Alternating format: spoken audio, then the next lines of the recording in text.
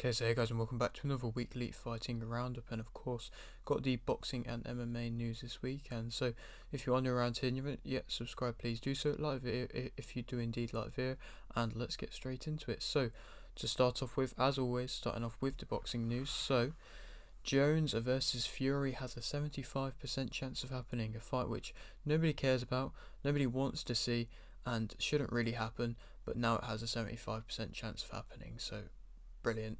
It's, like I've mentioned, a fight which nobody wants. Lopez is set to fight Matias in June. Matchroom have opened the Churchill Matchroom boxing gym.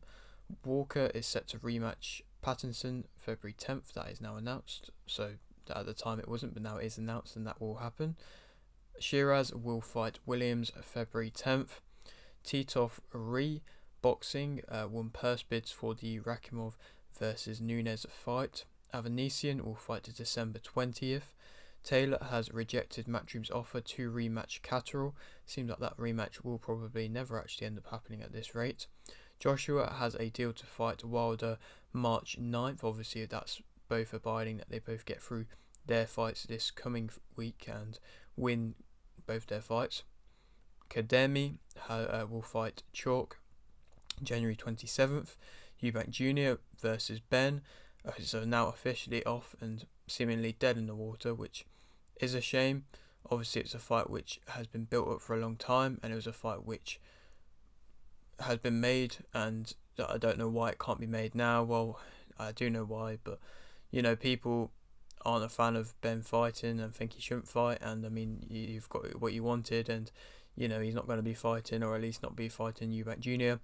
And I mean, to be fair, Eubank Jr. has got lots of other big fights available. I mean, the IBO have ordered Eubank Jr. versus Aliha. Eubank Jr. didn't seem happy about that fight being ordered because he seems to not really care about that as a fight. But other than that, there are other big fights available, and I feel like he can go down many different routes, really. Lopez is set to fight Ortiz February 8th. BBOFC have ordered Dickinson versus Reynolds. Udin has joined Matchroom. Jones is set to fight Levy February 9th. Martinez vs Cordova was postponed. Riley is set to fight Parper. WBA gave Ugas a new belt after he got robbed in the way of not boxing robbery. He actually did get robbed, and so I thought I mentioned that he did end up getting a new belt. Jeffers is set to fight Brown January 20th. Walker's vs Patterson 2 and Vuong vs Ellis will fight February 10th. Correia will rematch Nonshinger February 16th. Balanga will fight McCrory February 24th.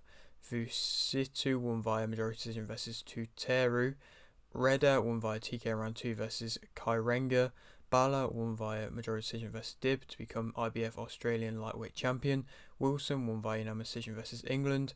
Goodman won via unanimous decision versus Liu.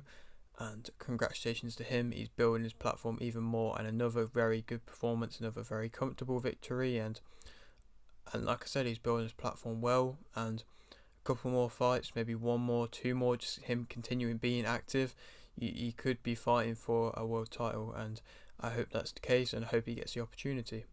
Lambert won via points versus Cascone. Waters won via points versus El Masoudi. Dos Kalu won via points versus Emilov. Welland won via points versus Zanoli.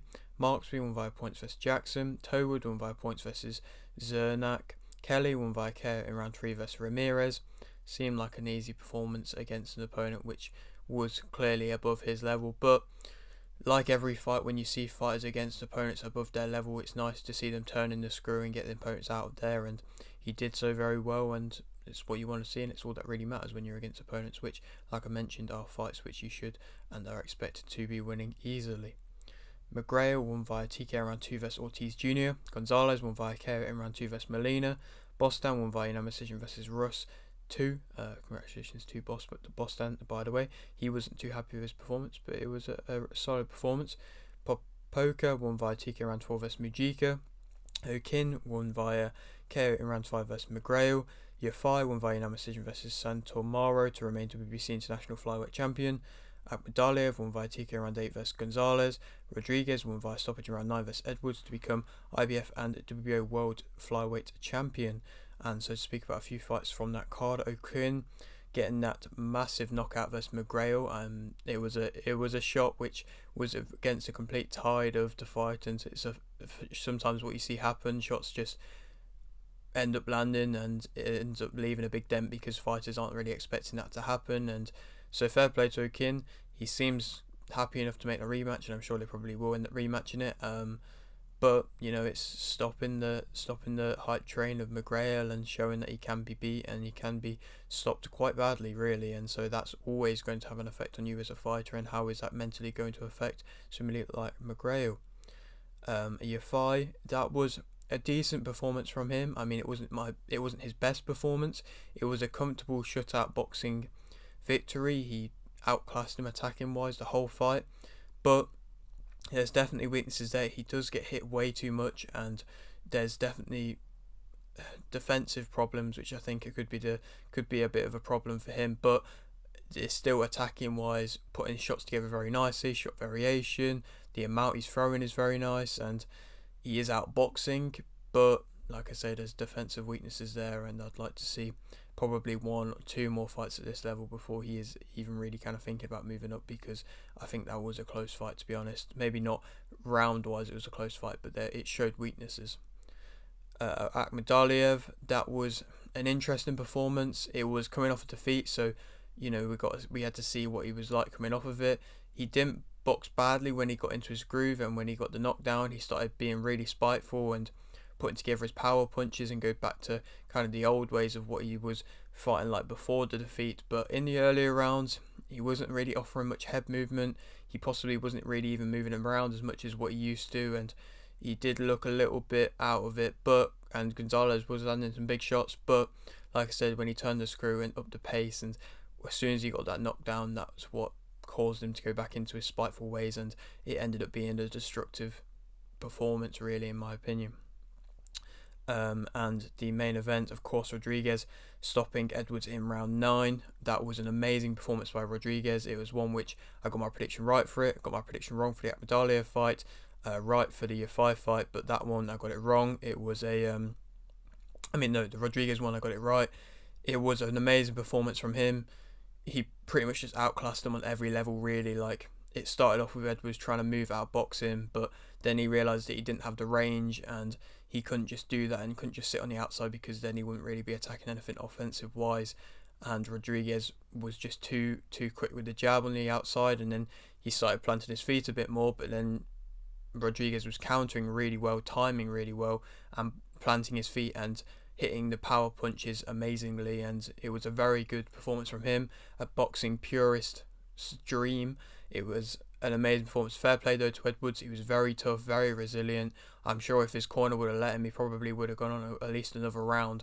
And so, you got to respect that. But like I say, Rodriguez, amazing performance. I would like to see any more big fights for him. Probably will be Gonzalez next. That would not surprise me if that's the next one. Edwards still has a route to go down. I think there's still definitely other fights available, if not at this weight, then the weight category above or the weight category below, to be completely honest. I feel like there's options available about for him to still be a world champion again, and he definitely still has that in him. And it was just a great performance, and Rodriguez been improving so much, and this was definitely a fight which he needed to get his head back into it. And this is a really where he shows his best, when he is so up for the fight and so fueled for the fight, which you see so often with fighters. Moving on, Pierre won via points versus Starkey. Sadiki won via points versus Fash. Silva won via points versus Mamedov. Kierlin won via points versus Wood. Congratulations, Kierlin. Lewicki won via points versus Kempski. Congratulations, Lewicki. All these people, congratulations, I've spoke to on this channel, and go and check it out if you have not done so already. Davis won via TK round 3 versus Edgar, so congratulations to Davies. Naylor won via points versus Williams. Congratulations to Naylor. Rafferty won via points versus Valencia. Congratulations to Rafferty. Brown won via points versus Senzov. Congratulations to Brown. Kasparian won via TK round 5 versus Deku. Congratulations Kasparian. Wood won via points versus Edwardson to become Central Area Super Featherweight Champion. Congratulations to Wood, picking up a belt now. Rafferty won via TK round 1 versus Appleyard to become Commonwealth Super Lightweight Champion.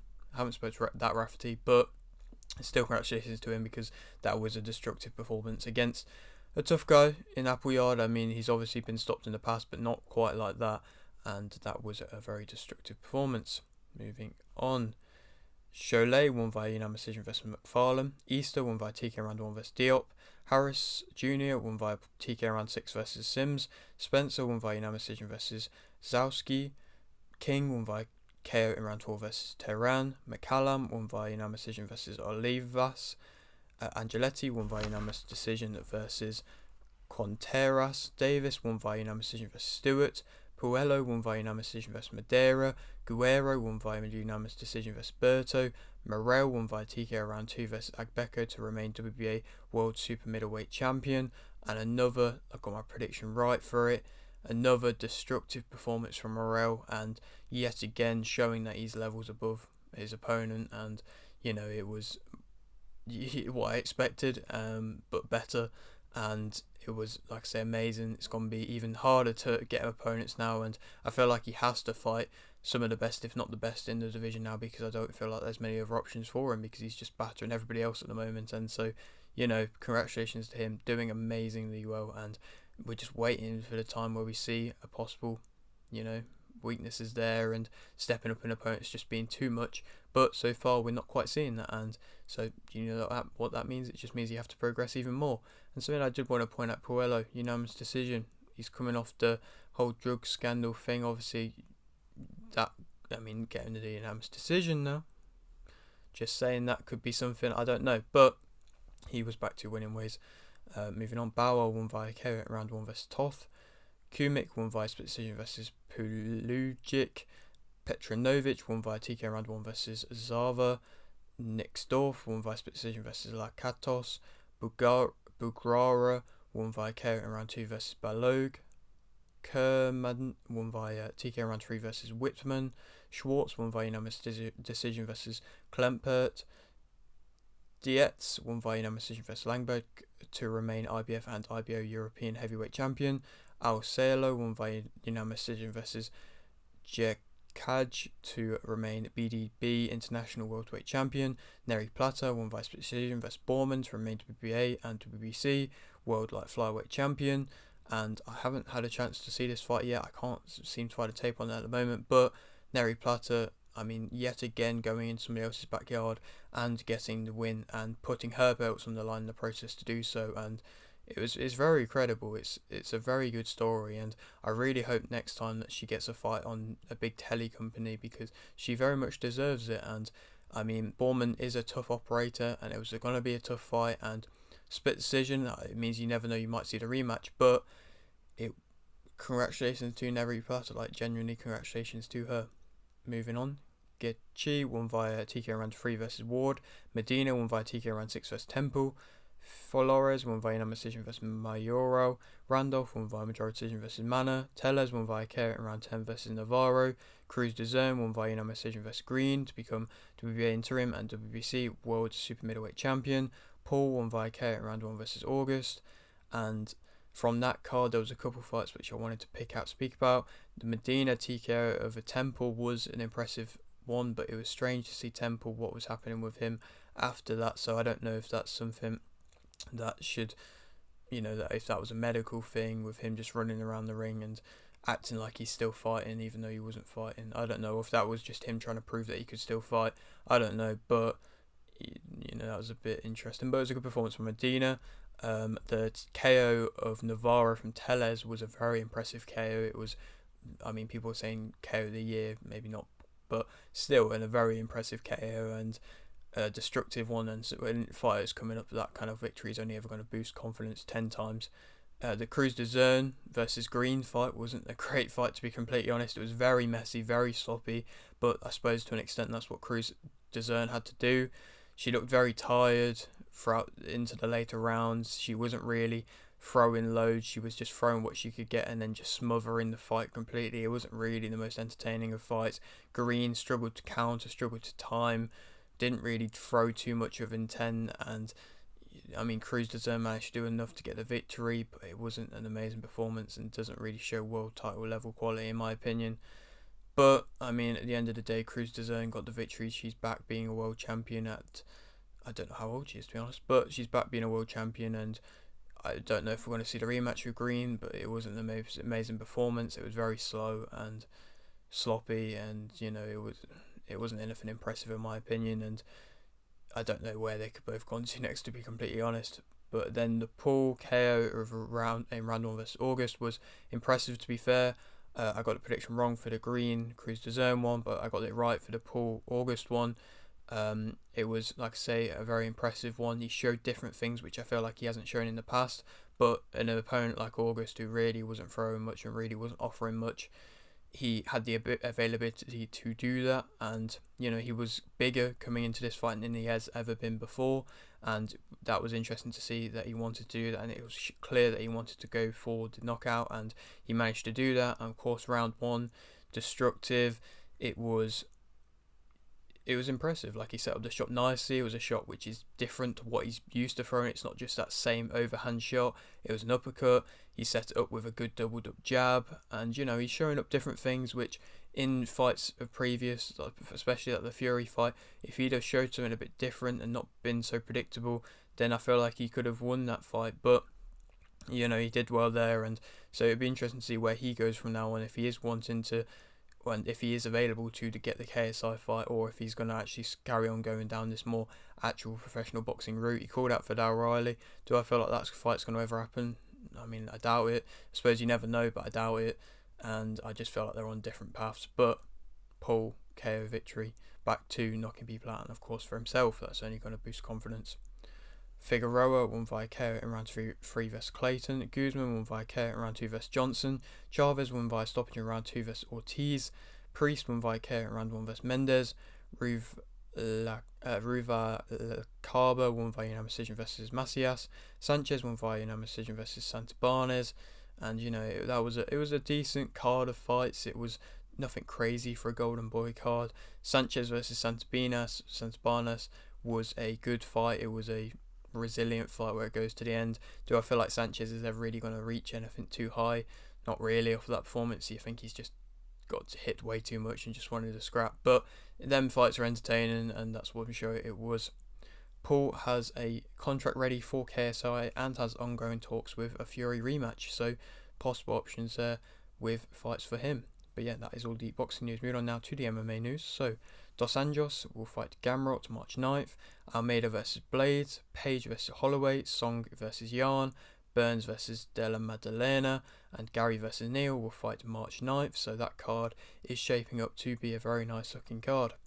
Gary versus Luque was cancelled, Gary getting, I believe, pneumonia before that fight. People are saying maybe he didn't, but that's what was claimed, and that's what everything backed up to be. Page has joined the UFC. It's very exciting. It's going to be a good matchup between him and Holland, and I'm very excited to see how he does in the UFC. There was talks of him joining PFL, but now he's with the UFC, and like I said, it's going to be very entertaining, and I'm sure he's going to bring some good fights to the UFC. Lemos versus Suarez, Tuivasa versus Tybura, and Dvalishvili versus Cejudo will fight February 17th. That Dvalishvili versus Cejudo fight I'm very excited for. I feel like that could be a very tough grappling wrestling matchup, and I feel like either of them could get the way of the victory from that one. O'Malley will rematch Vera March 9th. Sky Sports have partnered with One Championship. I quite like that, to be honest, as well, to give them a bit more of a bigger platform, and it shows that Sky Sports can see that MMA is developing so well and other companies are there, and to give them the platform, it's very nice to see now, and it means that there's another kind of big name in there. I mean, the One Championship's been a big name for a while now, but now that Bellator's going with the PFL, it's still showing that One Championship is there to stay, and that is nice to see. Gaziev won via KO in round 2 vs Bidet. Philly won via KO in round 1 vs Almeida. Ulan Berkov won via a submission in round 2 vs Durden. Lipsky won via submission in round 2 vs O'Neill. Garbrandt won via KO in round 1 vs Kelleher. Aldana won via decision vs Rosa. Menefield won via decision vs Jacoby. Emmett won via KO in round 1 vs Mitchell. Pimpler won via decision vs Ferguson. Rakhmonov won via submission in round 2 vs Thompson. Pantoja won via decision vs Royval to remain UFC flyweight champion. And Edwards won via decision vs Covington to remain UFC welterweight champion. So to speak about that card, of course, pay-per-view card. So Garbrandt, first round KO. that's nice to see. It's very nice to see, and I'm sure he's going to get off to prelims off of that now. And he called out Figueiredo, and that could be a good fight. I'm up for that fight.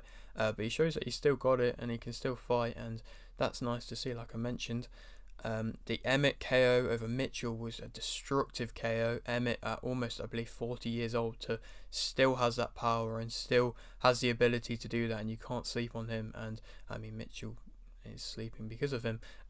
But that was a very destructive KO, and it was very impressive, and I feel like that's going to give him another big fight now.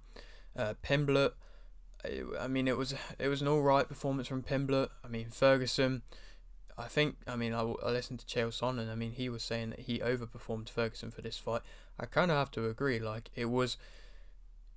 Ferguson did certain things right. Like, there was little things that he did better than what he has been doing in his recent few fights, and he improved a little bit. But Pimblett, he did what he had to do to get the victory. It wasn't a crazily impressive victory. I feel like he probably could have tried to get him out there a bit more, and he knew that he was comfortable. I think he was tiring a bit at the end. Ferguson definitely wasn't tiring, and that was thanks to David Goggins, but he didn't really seem to show too much, and from the sounds of it, Ferguson isn't sparring in camps like he doesn't normally do, from the sounds of it, which I think it's showing, because he seems to be a bit out of place, and his composure in the ring is going a bit, and his actual ability to land shots is going a bit now. And like everybody's saying, I feel like Ferguson should retire at this point. Pimblett, though, I mean, there's options of where he could go on to now. It probably will be a low ranked opponent next, which it should be, but we'll have to wait and see who that might be. I mean, I think Dos Anjos even called him out, but he's got that fight with Gamrot, so I suppose the winner of that, but I don't know, that'd be a big step up in my opinion. The Rakhmonov one, I mean, it was a very dominant submission, round 2. I feel like I could see that come in, and I mean, it was the case. And will he get a world title shot now? I don't know, but you'd like to possibly hope so. If not him getting that world title shot, he probably will end up fighting like Muhammad next or something like that. But that's a good fight. And Thompson, even though he did lose, he got called out by Covington, so that makes for another fight there. Pantoja, I mean, it wasn't an amazingly good fight versus Royval. He did enough to win. It wasn't an amazing good performance, but then move on to the main event. I mean, it wasn't a crazy good fight, the main event either. It was one which Edwards didn't go in with too much aggression, too much kind of built up anger, which is something which I respect. But Edwards was just very clinical, very clean, and did what he had to do, and you can see improvements. Like, his takedown defense is amazing now, and it showed. His wrestling is even improving, and you can see that there's availabilities there for him to improve with that, and he is improving with that. Covington looked very slow, attacking wise, didn't look good at all. Edwards always looked a step ahead and was just able to piece him up with ease, and Covington hardly even really landed much of intent, and really did much of intent, and didn't even utilise his wrestling that much, and he seems like a bit of a different fight to what he used to be. And I don't know how long he's going to have left in his career now. I suppose if he goes on to fight Thompson, I think that probably is a good fight for him, but if he wins that, then I'm sure he's going to want like another big fight again, and then he'll probably end up losing that. So I feel like it's a never ending just back and forth until eventually he gets stopped twice in a row or gets beat twice in a row. But for the moment, he's not boxing amazing, and it wasn't a great performance from him. Edwards, though, still world champion, and I feel like there is options for him now. I would like to see Rakhmonov fight Muhammad, to be honest. So Edwards, I mean, he wants to move up in weight. Chimaev fight, you never know, could be a big fight. But I feel like I don't know. I feel like he can pick and decide what he wants to do now, and that's the luxury of being a world champion, of course, or a champion, of course. But yeah, that is it for today's video. Hope you did enjoy. Like if you did, like, subscribe if you're new, and thanks for watching.